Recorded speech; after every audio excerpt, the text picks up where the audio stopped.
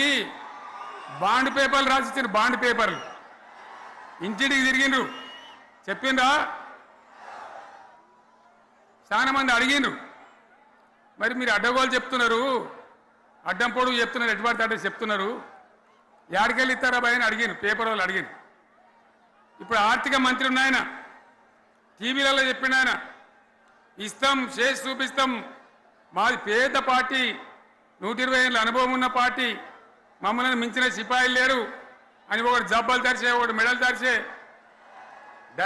డైలాగులు కొట్టి మేము ఇచ్చేస్తామన్నారు ఇచ్చిండ్రా ఇయ్యలే రుణమాఫీ చేయలే మధ్యలో పార్లమెంట్ ఎలక్షన్లు వచ్చినాయి అప్పుడు నాకు కాలు ఇరిగింది మెంటుకుంటున్నాం మళ్ళీ నేను బయలుదేరిన ఆ దెబ్బకి ఏం చేసిండ్రు తెలంగాణలో ఎన్ని దేవుళ్ళు ఉన్నాయో అన్ని దేవుళ్ళ మీద ఒట్లు పెట్టుకున్నారు పెట్టిండ్రా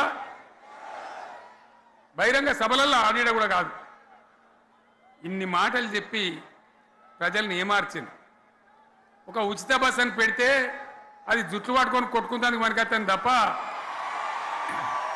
ఏమనికి ఉపయోగపడ్డది లేదు ఆ మహిళలే అంటారు మాకు ఎందుక ఉచిత బస్ దరిద్రం మాకు అవసరమే లేదు అంటాను అటువంటి ఒక్క పథకం పెట్టి ఇక ఇప్పుడు మళ్ళీ పెద్ద నోరు పెట్టుకొని వాళ్ళే మాట్లాడతారు అంటే అంటే మాట్లాడతారు అబద్ధాలు చెప్తారు మాట్లాడితే బీఆర్ఎస్ వాళ్ళ మీద నింద మాట్లాడితే కేసీఆర్ మీద నింద ఇది ఒక అలవాటు చేసుకొని ఎవరికి నోరుంటే వాంతే లెక్క అనే పద్ధతిలో అడ్డమైన మాటలు మాట్లాడుతూ చాలా ఘోరంగా మోసం చేస్తూ ఉన్నారు ఎట్లున్నదంటే కాంగ్రెస్ వాళ్ళు చెప్పింది చాలా సిపాయిలం మా అంత సిపాయి లేడంటే జనం నమ్మితిమి ఆశపడ్డాం కదా నమ్మి బోల్తా పడ్డాం కదా గల్లంత అయినాం కదా ఒక ఊళ్ళే మొలక నాట్లేసే టైం వస్తే అలుకుడు చేస్తాను బడ్డాలుతాను మొలకకు అలుకుడు చేస్తాం కదా తుకాలు పోయేమా పెద్ద మొగోడని కొన్ని పిలిచిరట మొగోడని మొలకాల్చడానికి పిలిస్తే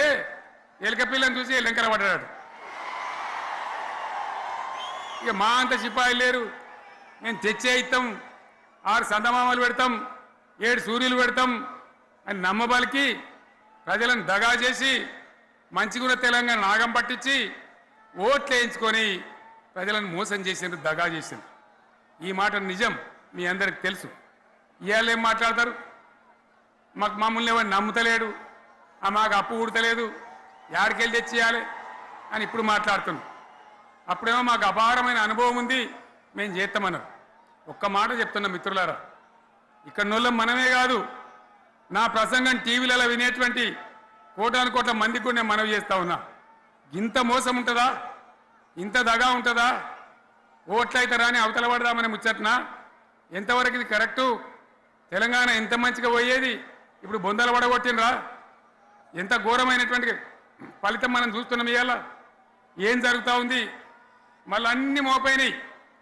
ఇక దుకాణం పెడతామన్నారు లొల్లు పెట్టిండ్రు బొబ్బ పెట్టిండ్రు ఇక ఓట్లయినాక ఎత్తాడు తవ్వడు మోయాడు బాయి పడతాం జోరుగా చెప్తే 6 నెలల ఏమయ్యారంటే ఇక ఆయనతో రేపు అవుతుంది ఎల్లుండి అవుతుంది సంక్రాంతికి అవుతుంది దీపావళికి అవుతుంది మార్చి 31కి అవుతుంది మార్చి 31 లేదు మన్ను లేదు ఏది కూడా చేసింది లేదు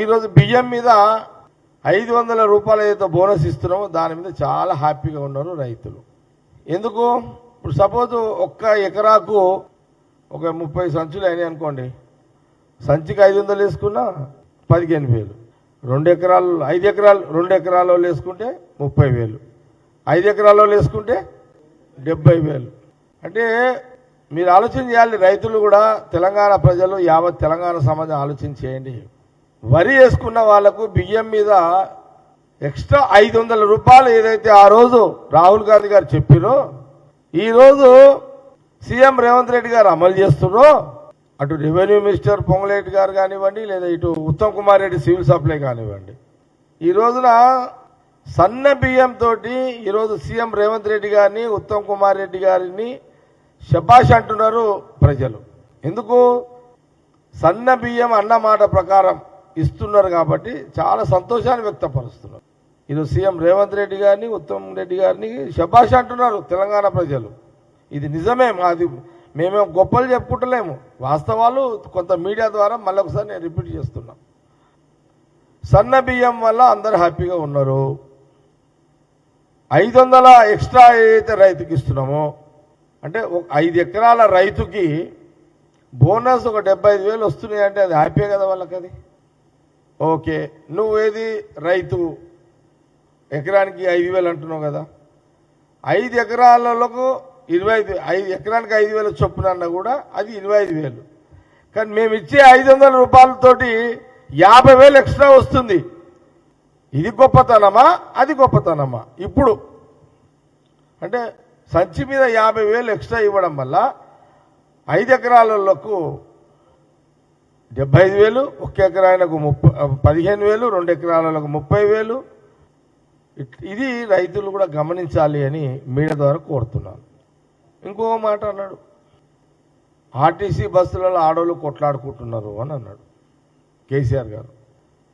కేసీఆర్ గారు ఈరోజు కొట్లాడుకుంటున్నారు అని అంటే ఉచితంగా మహిళలు బస్సు ప్రయాణం చేస్తున్నట్టే కదా. ఈరోజు ఆడవాళ్ళు కొట్లాడుకుంటున్నారు, సీట్లు దొరకక కొట్లాడుతున్నారు. వాళ్ళు సీట్లు దొరకక ఆడవాళ్ళు మాట అనుకుంటున్నారు. కానీ ఆ ఫ్రీ బస్సు ఆడవాళ్లకు మహిళలకు ఉచితంగా ప్రయాణం చేయడము ఆ రోజు రాహుల్ గాంధీ గారు చెప్పింది, ఈరోజు రేవంత్ రెడ్డి గారు చేయడము, మన ఆర్టీసీ మినిస్టరు పొన్నం ప్రభాకర్ గారు కొట్లాడుకున్న వాళ్ళు అంటే సీటు దొరకక కొట్లాడుకునేటోళ్ళు అంటూ ఒక మాట అనొచ్చు మమ్మల్ని. కానీ సీట్ల మీద కూర్చుని పోయేటోళ్ళు అయితే శబాష్ రేవంత్ రెడ్డి, శబాష్ పొన్నం ప్రభాకర్ అయితే అంటున్నారు కదా. ఇప్పుడు ఒక సీట్లో ఇప్పుడు చూడండి, ఆర్టీసీ బస్సుల్లో అసలు ఆర్టీసీ మర్చిపోయే కాలం వచ్చింది కేసీఆర్ పుణ్యమాని. ఆర్టీసీ డిపార్ట్మెంటు ఆర్టీసీ బస్సులనే మర్చిపోయారు. అలాంటిది మహిళలకు ఉచిత ప్రయాణం తర్వాత ఆర్టీసీ బస్సుకు చాలా డిమాండ్ వచ్చింది. అసలు ఆర్టీసీ డిపార్ట్మెంట్ కనుమరుగైపోయే పరిస్థితికి కనుమరుగైపోయింది. 10 సంవత్సరాలలో కేసీఆర్ గారు ముఖ్యమంత్రిగా ఉన్నప్పుడు 10 ఏళ్లలో ఆర్టీసీ డిపార్ట్మెంటు కనుమరుగైపోయింది, మర్చిపోయారు. మళ్ళీ దానికి ప్రాణం పోసి జీవం తీసుకొచ్చిన చరిత్ర ఘనత ఈరోజు రాహుల్ గాంధీ గారి యొక్క నాయకత్వంలో కాంగ్రెస్ గవర్నమెంట్ ఇది. సీఎం రేవంత్ రెడ్డి గారు, దాని శాఖ మినిస్టర్ పొన్నం ప్రభాకర్ గారు. ఈరోజు కేసీఆర్ గారు కూడా, ఆయన కూడా పెద్ద మనిషి, వరంగల్ సభలో ప్రస్తావన తెచ్చిండు అని అంటే మేము సక్సెస్ అయినట్టే కదా. సక్సెస్ అయినట్టే కదా. కేసీఆర్ గారు ఫెయిల్ అయినట్టు ఒప్పుకున్నట్టే కదా. అసలు ఈ ఉచిత బస్సు ప్రయాణం ఆలోచన ఆ రోజు మరి కేసీఆర్ గారు ఎందుకు చేయలేదు? కాంగ్రెస్ పార్టీ ఆలోచన చేసింది ఆ రోజు. రాహుల్ గాంధీ గారు, సోనియా గాంధీ గారి డైరెక్షన్లో. సహజంగా చిన్న సమస్యలు వస్తాయి. ఇక మనిషి అన్నాక మనిషికి జ్వరాలు రావా? సర్ది రాదా మనిషికి? బస్సు అన్నాక బస్సుకు రిపేర్ రాదా? బండి ఉంటే బండికైనా రిపేర్ వస్తుంది, మనిషికైనా రిపేర్ వస్తుంది. మనిషికి రిపేర్ వచ్చిందంటే మరి రిపేర్ వస్తుంది. అట్లానే నేనేమంటున్నా అంటే, ఈరోజు ఉచిత ప్రయాణం ఆడవాళ్లకు మహిళలకు అవకాశం కాంగ్రెస్ గవర్నమెంట్ ఇచ్చింది కాబట్టి ఈరోజు మహిళలు ఉచితంగా కాంగ్రెస్ గవర్నమెంట్ మహిళలకు ఆర్టీసీ బస్సు ప్రయాణం ఇచ్చింది కాబట్టి ఈరోజు కూతురు తల్లిగారింటికి పోతుంది, గుళ్ళ గోపురాలకు పోతున్నారు. ఇప్పుడు సపోజ్ హైదరాబాద్ సంగారెడ్డి, లేకపోతే ఎక్కువనా, ఇప్పుడు సపోజ్ నా సంగారెడ్డి ఉంది, సంగారెడ్డికి నుంచి ఇప్పుడు యాదగిరిగుట్ట పోవాలి, ఫ్రీయే కదా. ఆడవాళ్ళకు వేములవాడ పోవాలి, ఫ్రీయే కదా. లేదా మల్లన్న జాతర పోవాలి, ఫ్రీయే కదా. వరంగల్ కాళికామాత గుడికి పోవాలి, ఫ్రీయే కదా. ఈరోజు మహిళలు ఉచిత కాంగ్రెస్ గవర్నమెంట్, సీఎం రేవంత్ రెడ్డి గారు, ట్రాన్స్పోర్ట్ మినిస్టర్ రాహుల్ గాంధీ గారి డైరెక్షన్లో ఉచిత బస్సు ప్రయాణం, అది కూడా 1 ఇయర్లోనే, అప్పుడు 1 మంత్ అప్పుడే స్టార్ట్ చేశాం కదా. Second day. ఈరోజు మహిళలు అసలు ఒక సందర్భంలో ఇప్పుడు మా దగ్గర సంగారెడ్డికి మార్కెట్, ఇప్పుడు ఏమంటారు హైదరాబాద్లో లేదు కూరగాయల మార్కెట్, దిల్సుఖ్ నగర్లో లేదా, ఫ్రూట్ మార్కెట్ కూడా పోతున్నారు. మా ఈడికి కూడా వస్తున్నారు. ఏడికి? గుడిమల్పగా కూడా వస్తున్నారు. మైదీపట్నంలో ఉంటుంది చూడు, ఆడికి కూడా వస్తున్నారు. అందుకే సంవత్సరానికి 4,000 కోట్లు మహిళల కోసం కేటాయించిన చరిత్ర కాంగ్రెస్ గవర్నమెంట్ ఇది. సీఎం రేవంత్ రెడ్డి గారు, పొన్నం ప్రభాకర్ గారు, రాహుల్ గాంధీ గారి యొక్క నాయకత్వంలో. అంటే ఇప్పుడు మీ ఉద్దేశం ఏది? ఉచిత బస్సు ప్రయాణం తీసేయమంటున్నా కేసీఆర్ గారు? మా ప్రశ్న అది క్లారిటీ ఇవ్వండి. మా క్లారిటీ ఇవ్వండి. ఏంటంటే ఉచిత బస్సు ప్రయాణం మీరు తీసేయమంటున్నారా కేసీఆర్ గారుని నేను అడుగుతున్నా. ఓకే, క్లారిటీ ఇవ్వండి. మీరు క్వశ్చన్ మీరు క్లారిటీ ఇవ్వండి.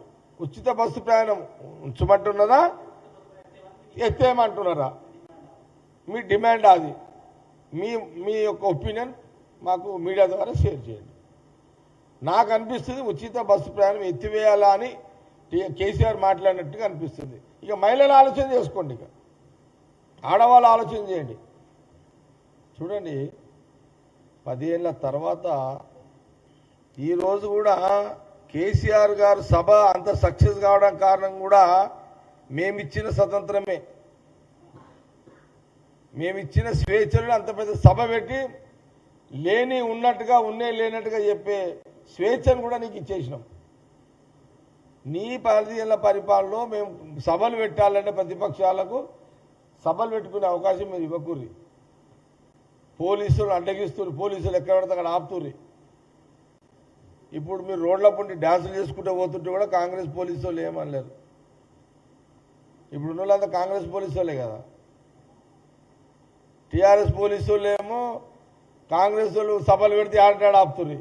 ఇప్పుడున్న కాంగ్రెస్ పోలీసు వాళ్ళు ఎక్కడ మీరు దయాకర్ రావు డాన్స్ చేయబట్టే, మల్లారెడ్డి డాన్సులు చేయబట్టే ఎక్కడన్నా ఆటంకం జరిగిందా మీ డాన్సులకు కానీ? ఏదన్నా ఇంతకంటే ప్రూవ్ ఏం కావాలనేది నేను పెద్దలు కేసీఆర్ గారిని మీడియా ద్వారా అడుగుతున్నాను. ఇంత స్వతంత్రం ఇచ్చినాం మీకు, ఆడుకుంటూ పాడుకుంటూ సభ చేసుకునే స్వతంత్రం ఇచ్చినాం. అదే కాంగ్రెస్ పార్టీ. మేము ఇబ్బంది పెడితే మీరు డాన్స్ చేసేవాళ్ళ. కాబట్టి ఓకే, మీరు అపోజిషన్ పార్టీ కేసీఆర్ గారు, మీ పార్టీ బతకాలి, మీరు గట్టిగా ఉండాలి, మీరు గట్టిగా ఉండాలి, మీరు బాగుండాలి, మీరు ఆరోగ్యంగా ఉండాలి, మీరు మంచిగా ఉండాలి, మీరు ఎప్పుడు ప్రతిపక్షంలోనే ఉండాలి.